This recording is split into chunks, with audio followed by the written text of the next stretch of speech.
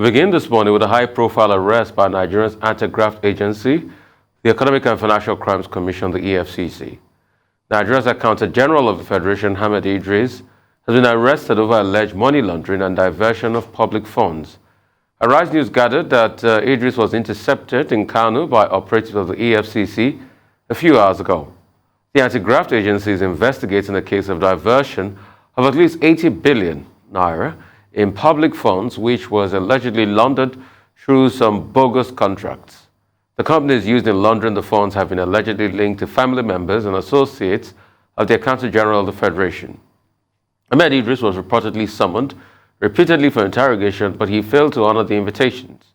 President Buhari's anointed Ahmed Idris Accountant General, appointed, Ahmed Idris Accountant General on June 25, 2015, and reappointed him for a second four-year term in June 2019, amid criticism from labor groups who said the Accountant General should retire after turning 60. A lot to talk on this morning. Well, I wish the president had heeded those warnings that the age of retirement has been attained and that appointment should not have happened. And I'm sure he does too with this kind of embarrassing development. On one hand, it's good. It shows that the anti-corruption fight is still alive and kicking. You know, sometimes we have our doubts about these things, and it just shows now that whatever position that you occupy does not grant you any kind of refuge from possible prosecution. Even if you've been invited and you think you're too big to honor the invitation, then you will be arrested. On the other hand, arrest is one thing, prosecution is quite another. Successful prosecution. EFCC does not have the best batting average in that regard. And when they do succeed in successfully prosecuting, securing a conviction, you now get a presidential pardon. So there's that aspect as well. But I just think so far with this particular story, it's good to see things working as they ought to. And the staggering figure of 80 billion naira, when placed in the context of the ongoing ASU strike, you know, it really is sickening at this point. Because you recall that the Minister for Labour said the federal government has paid 92 billion naira of what has been agreed. So you see just what a gargantuan amount of money 80 billion naira is that is to be accounted for in this case here. So I hope that we do see that money accounted for. I hope that justice is served, although it must be stressed that everyone is innocent until proved guilty under our Constitution. Dr. Basu? Well, the first principle here is that nobody is above the law. Even persons who claim to have immunity under the Constitution, the president, the vice president, governors, and their deputies, they can be investigated.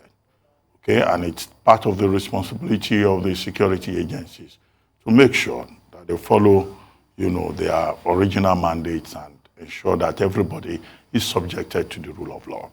So if indeed it is true that the Accountant General, Mr. Idris, have been avoiding the invitation of the EFCC, they're perfectly in order to bring him in and to ask questions. Now, the second point here is that there is that political undertone of the fact that he was supposed to have retired. But for some reason, you know, upon the attainment of retirement age, he was kept on there, you know, whether the president was misled in appointing him or not. Okay, I say it's a political undertone because of the way Nigeria works. Could it be that some people who are interested in his position are the ones, you know, making subterranean moves to make sure that he's forced out of the place? And if you look at the way the story has been circulated, you know, it will look like once the EFCC brings you in, the people who jump on the story, they make it untenable for that person, you know, to continue to be, you know, in that particular position that he occupies. I hope that that is not the case in this instance. The third part of it is that, yes, he's been investigated, he's been interrogated. We hope that the EFCC will avail him of his rights under the Constitution. And the basic right in this regard is the right to fair hearing. And the right to fair hearing includes access to lawyers of his choice. And if a prima facie case is established against him, then they know what to do with regard to their work. The fourth point to be made is that everyone involved should refrain from trial by media. Because already what is developing is media trial. Anybody that is, invited by the EFCC is crucified, even whether any case is established or not. And we have seen in this same country, persons, whose names were put out there in the public domain, within the public service, who end up being promoted by the same government. So, which means that such persons were wrongly accused in the first place. And there are many examples in that regard. So, I don't think it will be right for anybody to jump to any conclusions. Those, in my view, are the planks of the issue. So for me, this is an indication of how broken our system is in this country, and shame on all of us, and shame on the state, and shame on everybody shameable in this country. You know why I said that? Nigeria has become a joke, and it's sad. Do you know that the former Attorney General that left this position was alleged to have sold close to 6 billion that he returned? This Attorney General, 80 billion. So the Accountant General, you mean? Accountant General. This Accountant General, 80 billion, allegedly. The former Accountant General, 6 billion. That's Oguneyi Otunla. Jonah Oguneyi Otunla from Oyo State, 6 billion. This one, allegedly 80 billion. How porous is our system that 2 Accountant General back-to-back can steal in the billions? Can be alleged to have stolen. No, the first one had to return the money. All right? This one is alleged. Yeah. All right? We'll see how EFCC goes with this. He's innocent or he's proven guilty. But even the allegation, how porous is our system that 2 Accountant Generals back-to-back can be pushed in the deep pit of corruption? It shows there's something wrong with us. And you see, we look away so much, but we forget that Nigeria has become the bacteria culture of corruption. We culture corruption in this country, just like we culture bacteria. That's what we've become in this country. And when you look at the system, it's not done alone. There are many people that surround this system. There are PAMSECs and the likes and all of that. So let's see how EFCC goes with this case, because a lot of people too have seen that EFCC knows how to make noise sometimes and nothing comes out of it. But apart from that, when the Auditor General of this country raised concerns about some MDAs not repatriating some funds that were left unspent, nothing has been said about that. So we keep deceiving ourselves. When ICPC told the world that the money we give to lawmakers to do constitutive projects, most of them have siphoned the money. Nothing was said about that. So we keep deceiving ourselves every time. I'm probably sure if he scales through and he comes back, or probably when his tenure ends, the next Accountant General too, that's supposed to be the accountant to look at all the books, the watchman, will be immersed in corruption too, because we have a corrupt system. Let's not deceive ourselves. So when we keep deceiving ourselves, how can 2 Accountant Generals back-to-back and name mentioned in corruption cases? So we need to move on this morning. Moving on to northern Nigeria, 2 suspects in the killings of students in Sokoto State have been remanded in prison. The suspects, Bilminu Aliyu and Aminu Hukanchi, were among the mob who lynched a student at the Shehu Shagari College of Education over alleged blasphemy. The suspects were arraigned at the Sokoto Chief Magistrate Court for alleged participation in the crime. They pleaded not guilty, and the suspects' defense counsel applied for their bail, citing constitutional provisions. The trial judge reserved ruling on the bail application and ordered the accused to be remanded at the correctional center. Meanwhile, the 24-hour curfew imposed on the state capital following violent protests over the weekend has been relaxed, but a nighttime shutdown is still in place. In a statement, the Sokoto state government said the curfew was relaxed following a review of the security situation. The curfew will now take effect from dusk to dawn. Hundreds of Muslim demonstrators have taken to the street demanding the release of the suspect arrested in connection with the killings. But the protests turned violent amidst burning of tires on streets and looting of shops and blocking of major roads. This is another sad one for our country. It's a tragedy. It actually beggars belief that hordes of people turned out in the streets in support of people who are accused of the most barbaric of crimes, the most senseless of killings of a fellow human being. It's just completely shocking. It's a good thing that the state had to, step in with that curfew, because I cannot begin to imagine the kind of complete pandemonium that would have ensued if they did not, because it already started destroying property. This kind of action in the tinderbox of a country like we have here could have spread, and before we knew it, more people would have been killed, like has happened in the past. In our recent history, it's happened. So it just goes to show that we're never beyond these things. We can never be complacent. We always have to take constant action to sort of maintain what we know to be peace and order. And it really starts with education. And I'm not talking about academic education. No, I'm talking more about religious education. Religious tolerance is something that we're sorely lacking. Even tolerance between ethnicities is something that we're sorely lacking. And that is just, we continue to see it rears its ugly head constantly. Dr. Bulletin? Okay, there are aspects of this particular case that I think, we should focus on. One, the papers reported since yesterday that 34 lawyers, led by a certain Professor Ibrahim of the Usman Danfodio University, is leading lawyers to put up appearance, in the matter involving these two students of Shehu Shagari College of Education, Sokoto, who were alleged to have been involved in the killing of Deborah Samuel. Now, 34 lawyers, led by an SAN and a professor. That's quite a strong show of force, quite a strong show of, determination. Some may even go a step further and attempt to intimidate the magistrate court to which the matter has been taken. However, under what is called the CAB rule, anybody that is accused of any particular crime, no matter how heinous that alleged crime may be, is entitled to legal representation. If you were to stand on the road there and you wave down a cab, the cab will stop and pick you up and take you to where you are going. But in a country like this, people placed emphasis on the fact that this was quite an intimidating array of lawyers. That's one. The second subtext that has been pointed out, I think, that should be pointed out, is the fact that this matter was filed in the Chief Magistrate's court. And the magistrate has reminded the two accused persons who pleaded not guilty in a correctional facility. The counsel could not get bail. Now, the question is, does the magistrate court have the jurisdiction to try a matter like this?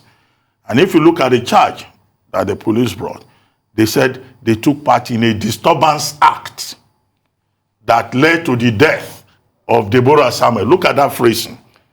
Taking part in a disturbance act. There's no emphasis on, the death. Murder. That's like almost, a footnote. No emphasis on culpable homicide or murder, simplicity. Okay? Which means that some analysts are already saying maybe there's even an attempt to allow, these persons to go. So those two issues, are of concern. However, we hope that nobody is going to come and say, the reason they were taken to magistrate court is to get a holding charge. Holding charge is no longer constitutional. Even if with due respect, the lead counsel was quoting the Administrator of Criminal Justice Act of 2015. Anyway, what we want to say, it is sad that in this particular case, life has been lost. How the case is handled is also very important to build confidence in society, that government takes the rule of law very seriously, and that people who are involved in resort to extrajudicial killing, jungle justice, who take the law into their hands, will not be allowed to get away with it. But we should allow the court process, to go through. But it is important, that cases like this, whether it is in Sokoto, or it's in the Lekki area of Lagos, or in, any part of Nigeria at all, that whoever is involved is made to appear in court to answer for whatever, crimes, omissions that they may have committed once same is proven through the due process of judicial administration. So yesterday I kept on hammering about the state. Because if the state doesn't put its foot on the ground, nothing will happen as regards justice in any nation. You see, people that perpetrate all sorts of crime, they look at the body language of the state. And when they sense weakness, they go the whole 9 yards. I hope we're on the right footing. Because you were saying in your analysis, Tundu, that you hope this doesn't escalate. Tundu, I'm sorry to bring you bad news. It escalated. In fact, yesterday there was a girl that commented on Facebook that some group said was blasphemous. 100 irate young people wanted to go attack her somewhere in Maiduguri. It took the intervention of the police to stop that. It was on the news yesterday. And you've had acts like that all over the states and parts of the north. This spread up to Maiduguri yesterday. And then you ask, what role is the state playing here? Two things. The state must ensure that people that are kept in custody come to court. We've had one too many jailbreaks in this country. We don't want a case where a jailbreak happened and all of a sudden we don't see these people any longer. Also, the state must look at its case properly. It's good, Dr. Abati, with your very, can I use the word, lawyerly eye, you underline that part. Now, what that statement means to me is that people are trying as much as possible to exonerate the perpetrators of this act. Because somebody actually killed them. There was somebody in that video that leads the march. Or make sure they get a light sentence. If they are you get. There was somebody... No, because when it's a mob action, it's very hard to say this is the person who did it. No, but Tundu, there video evidence. Somebody actually was pictured and he said, with the matches after she had died. Because apparently she was murdered and then her body was burned. And also, so who murdered her? Yeah, so and also another thing interestingly, if probably they go through the whole gamut of the legal process, is what even constitutes blasphemy? And what was said that can be termed as blasphemous? Because those are the parts of the case we would like to understand. But when it's murder, motive is irrelevant. Okay, motive is irrelevant in murder. Whatever she did, she didn't deserve to be killed. So for future elucidation, we'd like to look at it. But most importantly, the state has to be seen as fair and just because people are watching. And when you are not seen as fair and just, what you have just done is to tell anybody out there that if you perpetrate a very heinous crime, you can go scot-free. And in the spirit of this too, I don't know if statute of limitation has already covered the case of the likes of Eunice Olawale and Bridget Agbami. No statute of limitation for murder. Good, a criminal offense, so it can be tried anytime. So please, those cases too should be looked at. If possible, if we truly want to build a good nation, we can go back to even the days of Gideon Akaluka. Because you see, once you keep having people die like this in vain, and the state does nothing about it, then it makes a lot of people think otherwise. And we want a collective country which we can build together. A country that is fair to all. That's all on News Headline. We'll take a short break.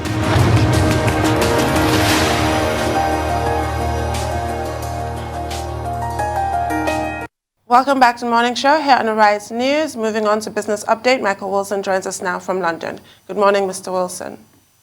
Good morning. Another volatile session. Hong Kong actually doing the best out of most of the stocks, up by about 2 points, or indices rather, up by 2.23%. Tencent, Alibaba gaining and so on. Mainland Chinese stocks edged higher.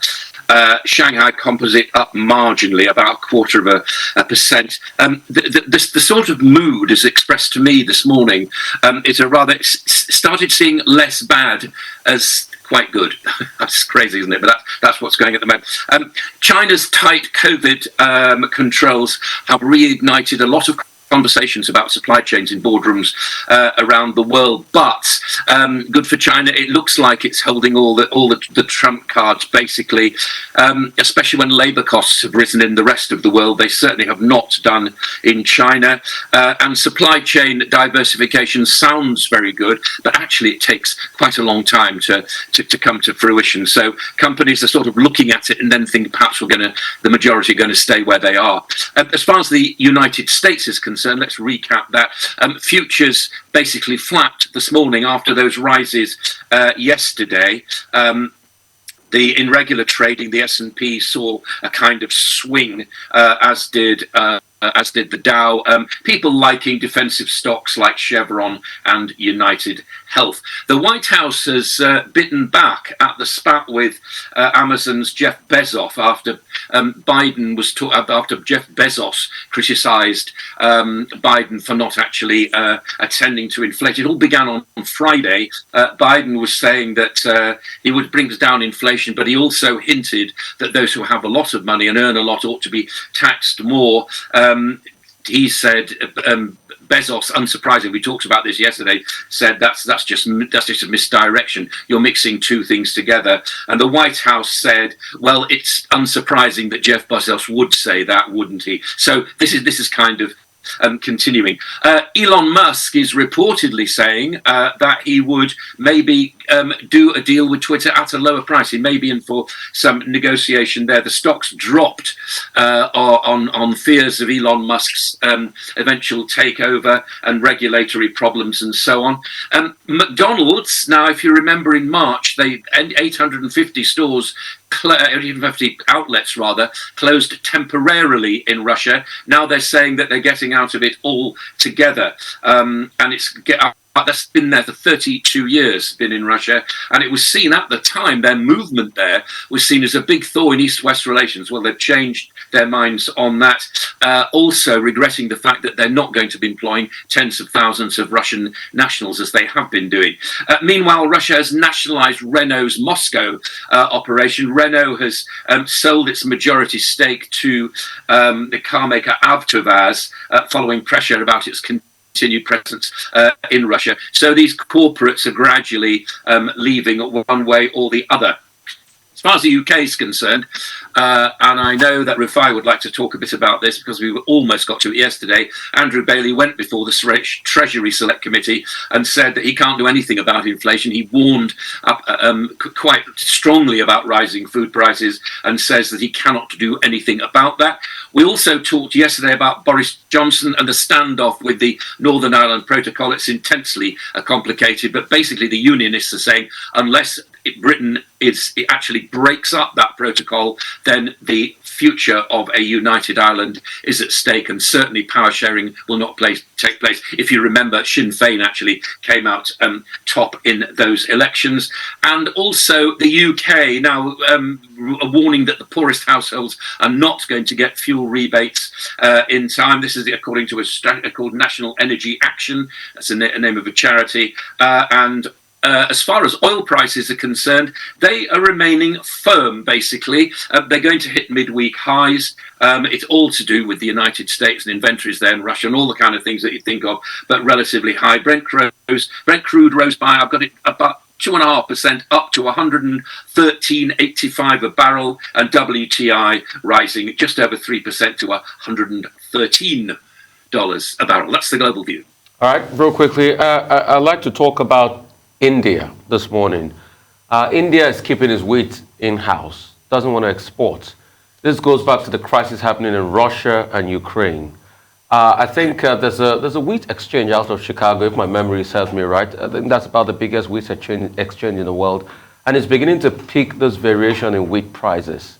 I mean, what will this do for food stability in the world in general? Because that's a story that is brewing, and hey, we ought to look at that story. Secondly, I've talked enough about the cost of living crisis in the UK, but for the first time, I want to talk solutions. I mean, I don't just think Boris Johnson and the likes of Andrew Bailey, which I said I was going to shellac a lot this morning, can just sit down there and say there are no solutions. I think 97 was the year where full autonomy was given to the Bank of England. It could do anything. It doesn't need to get advice from the Chancellor of the Exchequer any longer. There has to be solutions. And Andrew Bailey is not coming up with those solutions. You know, it's just redundant stuff anytime at the expense of the people in England. So what are the solutions? I know you're going to say, oh, yeah, there are solutions, but something has to be done. I mean, a problem can't just overwhelm you and you look it into the face. There's something called thinking out of the box, isn't it? Yeah, I think so. Andrew Bailey, not alone in his faults, according to many people, should have acted sooner. But then again, so should Carney, and interest rates. The previous governor of the Bank of England, interest rates shouldn't have gone down as they did straight after the Brexit result in 2016. So basically, it looks like the critics are all saying that the Bank of England has taken its eyes off the ball. Yes, you're quite right. It was given independence in 97, but it never had to face this. And we're seeing it in all sorts of things now. We're seeing it in prices rising, and we're seeing with households with less money to actually spend. So there is a huge cost of living crisis. And what Bailey's saying is, look, I'm going to be honest with you, there's nothing I can do about this. Well, maybe they should be thinking outside the box. The whole Monetary Policy Committee does go to different regions of the country, and so there may be some kind of help it can offer. But the magic money tree, I don't think exists anymore. That's what I'd be looking towards, and I simply don't think that's going to happen. Yes, I drew your attention to India yesterday. They're worried about the price rise inflation there. A lot of it's to do with wheat, therefore they've ceased to export it. That's going to have a considerable effect, obviously, on the rest of the world, and high food prices are going to hit every economy, and of course, unfortunately, it's the poor who suffer the most. Well, quickly, let me go back to India. The Chicago Wheat Index rose by about 5.9% this week, the highest in 2 months. And so India is saying, well, we'll hold on to our wheat because domestic prices are also going up. Similar to what Indonesia did with palm oil. Okay? Although India is saying, well, countries that face serious food crisis, we may just give them a little. India is the second largest producer of wheat in the world after Ukraine. Okay? But they consume more domestically. The export ratio is very small. But the question that I want to draw attention to is what the agric minister said in Germany at the G7 meeting, or at the G7 forum of agric ministers. They said that, look, if countries begin to hold on to their products and they don't export, that will just further escalate the crisis in the world. You have Indonesia with palm oil, you have India now with wheat. But what can they do about it? India itself, when Indonesia, with third supply of palm oil, ran to the WTO, is there a role for the WTO in this? And what exactly can the WTO do? Now, so Andrew Bailey, the papers this morning were saying, the man says we are helpless. There's nothing we can do. This is just the reality of our society. And here and the Prime Minister, they are blaming external forces. They're saying that the cost of living crisis can become apocalyptic, and that inflation rate will go as high as 10%. How come, every country, most countries, are blaming external forces, and they are not raising cogent questions about leadership?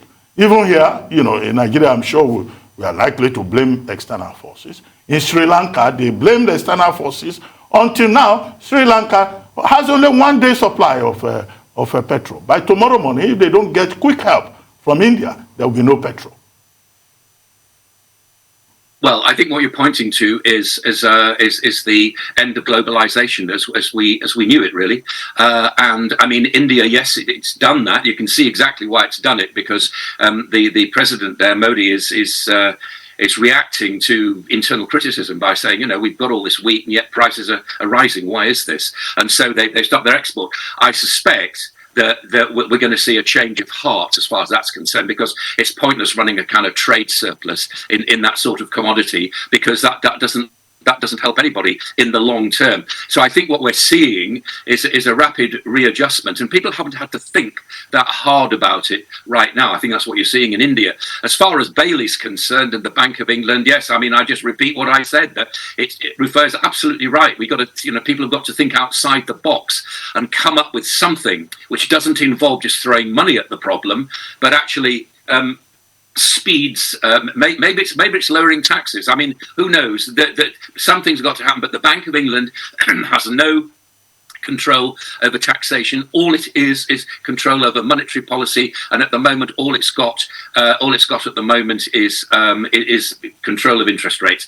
I mean, I wouldn't put it past this possibility of a national coalition actually getting to grips with what is going to be an increasing problem. Now, inflation is not as high as it is in many countries in the UK, but it's certainly heading that way. And I think that every country will be looking to its central banks to try to do something about it. Maybe we're looking at coalition politics. Right. I just think that Andrew Bailey, I have to stress, didn't actually say food prices are going to be, what's the word you use? Apocalyptic. Apocalyptic. He didn't, because I read it. That's what's in all the newspaper headlines. You know, journalists will be journalists. He said it's a major worry, and he's sorry to sound apocalyptic. Anyway, if the people don't have wheat, to paraphrase Marie Antoinette's apocryphal quote, let them eat cassava. Thank you, Mr. Wilson.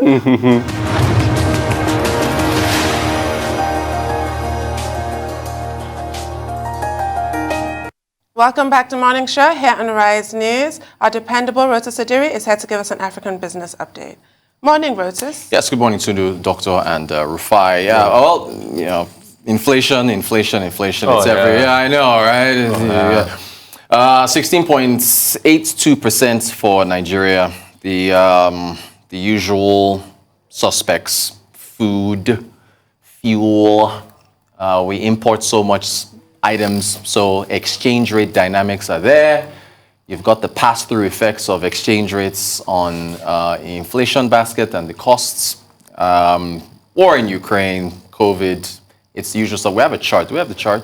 Should show the trajectory of, there it is. So you've got 3 months in a row now, 16.82 for April, well, from 15.9 in March, from 15.7 in February, from 15.6 in January. So it's just been on an upward trend. Food inflation now is at 18.13%. So we didn't see quite the 400 basis point climb that Ghana saw, where they went from like 19 to 23. But it's still incredibly high. What does this mean for the Monetary Policy Committee? They're meeting next week. I think we have a couple. Let's take a look at the year on year. So there you go. Headline 16.8 from 15.9. Food inflation 18.3. Core inflation's up 14.1. Urban inflation 17.3. Rural 16.3. On a month-on-month basis, the same trajectory. Rising everywhere. 1.76 headline. 2% food. Core urban. So it's just the same. I mean, the same story on and on. Does the Monetary Policy Committee, what do they do now? I mean, Doctor has repeatedly talked about their accommodative stance and whether that's doing anything. Will they raise rates? 4 out of 10 of the MPC at the last meeting, they voted to raise rates. So there are some hawkish members who feel rates should be raised, but can they in this environment because of the squeeze with respect to the cost of higher interest rates? But everybody else is raising rates, so we'll see. May 23rd and the 24th. We go to aviation. There's a spat that's going on between a couple of the unions and aero contractors. Apparently, aero contractors, which of course is under the purview of AMCON, Asset Management Company of Nigeria, along with ARIC. Apparently, they are looking at downsizing about 40% of their staff. Look, aero contractors is only running about, I think, 2 planes, and they have about over 700 staff. And the unions are saying that they shouldn't be allowed to do that, and saying that they're going to disrupt their operations. But I mean, 700 staff with just 2 planes. It's 350 each. Yeah, I mean it's bloated, you know. So and for a classic 737. you can't save all jobs. You can save some, but you can't save all of them. So that's what's going on there. And there's been a back and forth between the two entities as far as the airline is concerned and the unions. Also, Tanzania, they've signed an agreement with Boeing. It's really for training, though. That's Air Tanzania, training for their supervisors, mid-level, base-level managers.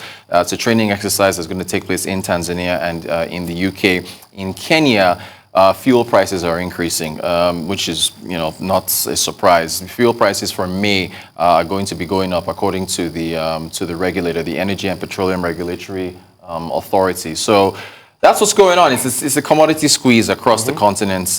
That's what's happening. Sundu, what are your thoughts on the matter? Well, regarding Aero, it does make me slightly nervous. All this talk about the planes are too old and what have you. It doesn't exactly inspire confidence, does it? Well, the airline has said that the number of cycles that the planes can ride, they're only about 30 years old, and that the unions are exaggerating the age of the planes. They're saying that the planes are still in good condition to keep running, and that the unions just have to understand that the profit margins are slim, and that other airlines are doing what they can to be leaner and more profitable, and they need to understand the situation they're going through.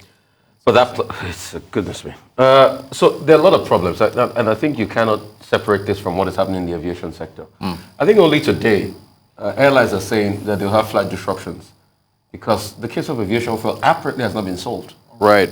So that gratis of 6 million liters at the rate of 480, I don't know what's up with that, because obviously it's not been solved, because the airlines came out today to say we will still have flight disruptions. We will even cancel flights because we cannot source aviation fuel.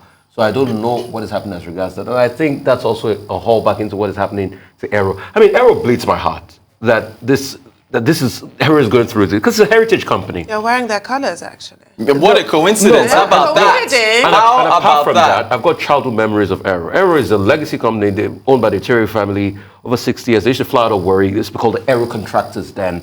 And I've got fond memories of them. But, sometimes when the business doesn't make sense, somebody once told me in business that, if you're doing business and it's not making money, then it's a hobby. So it's at that point now, AMCON is struggling to keep it afloat, but it needs to take those hard decisions. So what are the unions? What do you think about the unions? We need to talk about the stance of unions. The unions are going to be unions. The unions will want to keep their job. The unions will never argue in consonance with market realities. That's what they always do. I don't need to say anything So further. that's what the unions will always do. But it is just for you to be able to reach a common ground with them and tell them that, hey, this is what is happening. Concerning inflation, I am sad that we're having these numbers. At first, we've even violated our inflation targets. It's supposed to be single-digit 9%. Yeah. But the truth is, we're already at 16.83%. 2%. Yeah. And we all know the things that are making inflation go up in this country. We've not been able to sort out our forex debacle. We've not been able to sort out our supply chain problems. Food inflation is still a big problem. Insecurity still reigns supreme. And you see, it's sad that for the last 2 years, that we have double-digit inflation. We've not been able to... 4 years. 4 years Double now. digit since 2016. 2016. We've not been able to get around the problem, and we stare at the problem in the face. So sometimes I look, it's just like what we're talking about Andrew Bailey. 6 years, 2016 to 2022. 6 years, sorry. What is the solution? People must think out of the box. They can't just keep telling us, inflation is rising, we'll manage it, it comes down to about 14%, then it goes back again to about 16% thereabout. And also because this is going to increase, the dollar pool will start. Politics has started. Politicians will grab up a lot of dollar to themselves. I hear dollar as of yesterday was 600. Well, 595 on the parallel market. On the official is 416. You get. Yeah. So on the official it's still 416, but largely the parallel market dominates things. It's 416 on the official market. But you can see the push and pull. I'm glad you're laughing, Rotus. No, I'm just saying. We need that's the official rate. Yeah. Well, Rotus, the question is, what will our policymakers do?